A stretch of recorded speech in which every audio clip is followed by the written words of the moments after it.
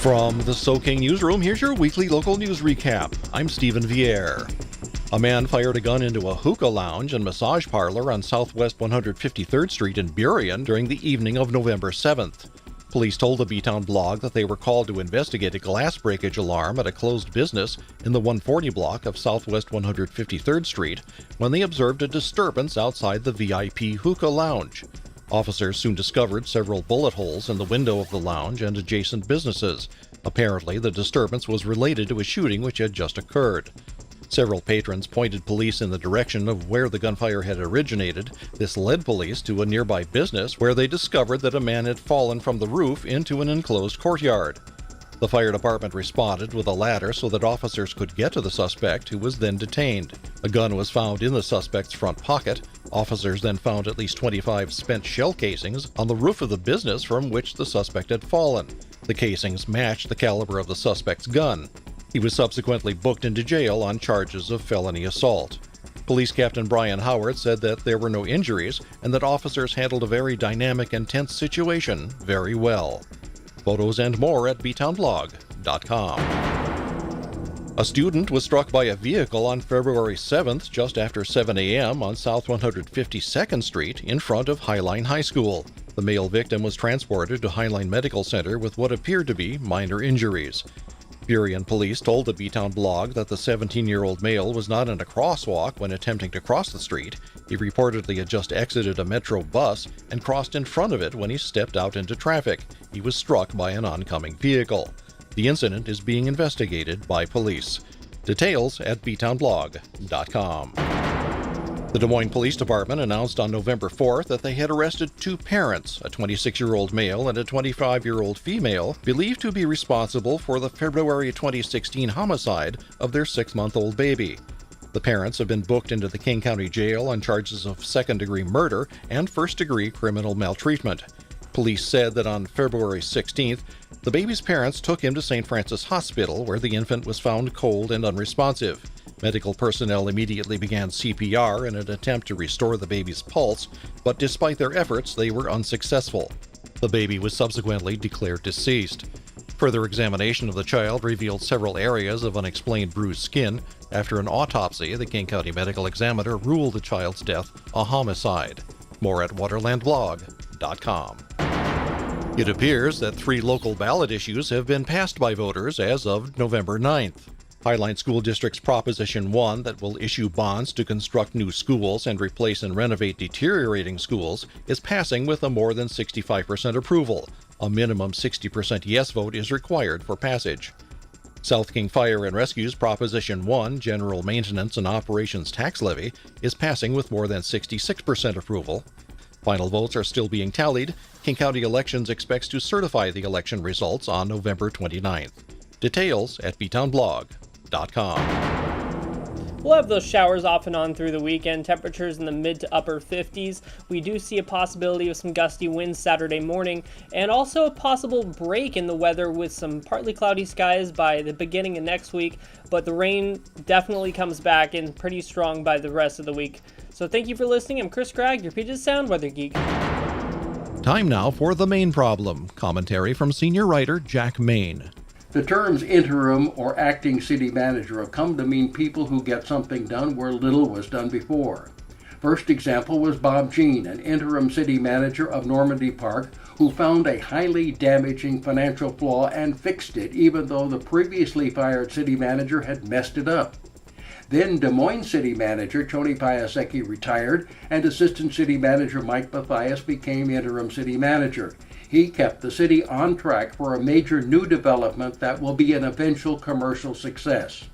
At the start of this year, an election wiped out the former majority of the SeaTac City Council. The new council fired the city manager and hired a politician's buddy who was an unmitigated disaster. But then SeaTac turned to the well-experienced city economic development manager Joe Scorcio. He won the solid support of the council as interim manager. He acted quickly and successfully to lay siege to the arrogant Port of Seattle by pushing back on tree removal. Many hope he will stay until he retires in 2018, and the council may even make him permanent until that retirement. The final example was brought on by unexpected and some say political firing of 2-year Burien city manager Cameron Garral. The council hired retired Des Moines city manager Tony Piasecki to be interim Burien manager. Piasecki has proved one important thing about being an interim city manager. He understands that he is only going to be around a brief time, so he might as well do what is right and the facts require, not doing what is politically expedient. Piasecki told the city council that he had added council member responses to citizens' letters to the usual pre-meeting packet of material. Then he asked the council if he should continue the inclusion.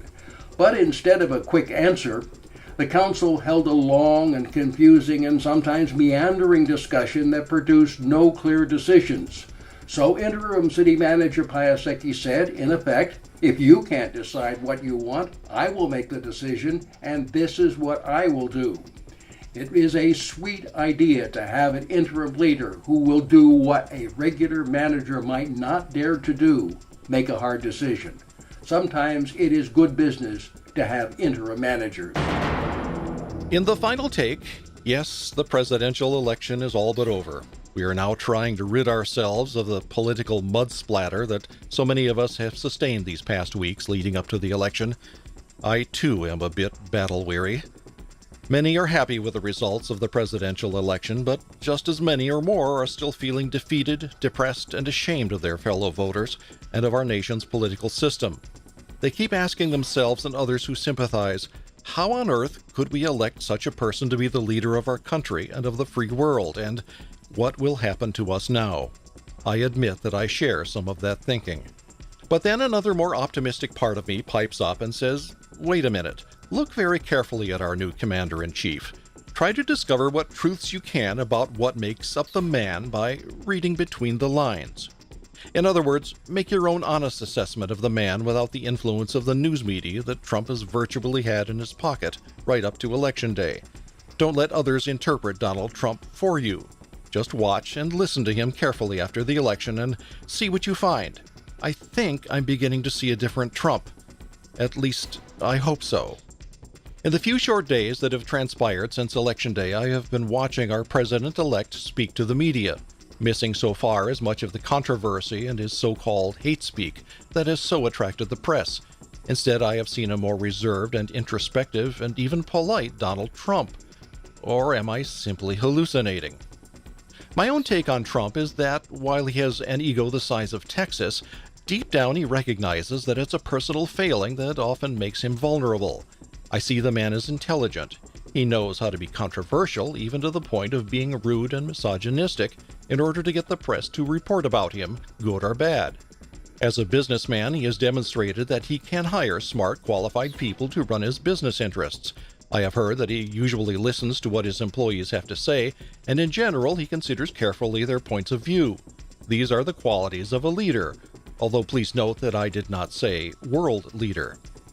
I think that Trump now realizes that he's playing on the biggest stage of all, the world stage, and it's not even remotely close to his previous roles on television. He is just now beginning to feel the weight associated with the responsibility of being president. He knows that there are life and death aspects associated with the job, and deep down I think he knows he lacks experience in politics and in other areas necessary to be an effective president. Part of ego, besides acceptance of self, is acceptance by others, and I see both needs strongly evident in Trump's makeup. The one thing I think his ego will not allow is for him to be labeled as a failure as president, and this might turn out to be the one aspect of his personality that saves us as a nation. He really doesn't want to fail, whether he admits it publicly or not. So I foresee the coming months as Trump's kindergarten, grade school, and high school education period as president all rolled into one. I pray that his mistakes while he learns the ropes will be few and without lasting damage to our country. If he doesn't make any major missteps during his next 4 years, he may even make it through his college period and graduate as someone who knows how to be and is effective as the President of our United States. At this point, I really hope and pray to be ultimately surprised by the emergence of a personally and politically mature Donald Trump that will represent this country well for us and for the world. In the meantime, keep your seatbelt fastened expect that the flight that will be Donald Trump's presidency will start out pretty bumpy before it ever gets better. Stephen Vieira, Soking, Internet Radio News. Soking News was created based on a generous grant from JLab's Encore Media Entrepreneurs Program, supported with funding from the Ethics and Excellence in Journalism Foundation and the Nicholas B. Ottaway Foundation.